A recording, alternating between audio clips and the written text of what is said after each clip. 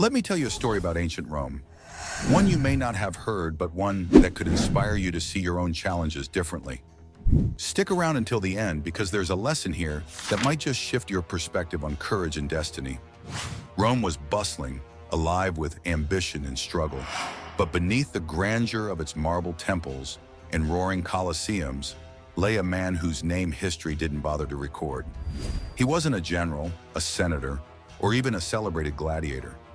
His name for our story is Marcus, a slave trained to fight, destined to entertain. Marcus didn't want glory, but he wanted freedom. And there's the catch. Rome didn't hand out freedom to men like Marcus. He fought in the shadow of legends, overlooked, underestimated. But something burned inside him, a belief that freedom wasn't just about escaping chains, but about rising above them.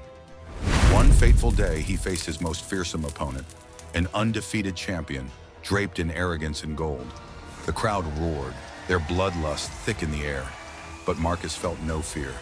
Instead, he thought of every time life had struck him down, every lash of fate, every cruel twist. "I've fought worse battles," he muttered under his breath. The fight began.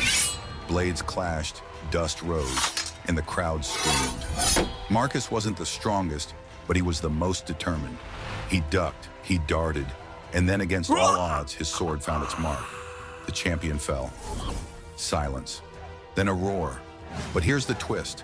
Marcus didn't kill him. Instead, he laid down his weapon, looked at the emperor, and raised his hands, not in submission, but in defiance. "I fight for freedom, not slaughter," he declared. The crowd gasped. The emperor smirked. But then something remarkable happened. The crowd, ordinary Romans, slaves, and citizens, rose to their feet, cheering not for violence, but for courage. And Marcus? He won his freedom that day, not because of his strength, but because of his refusal to let the world dictate the terms of his victory. Here's the reward for sticking around. Marcus teaches us that sometimes the greatest battles aren't about winning or losing. They're about choosing who you want to be, no matter the odds. So what's your Marcus moment?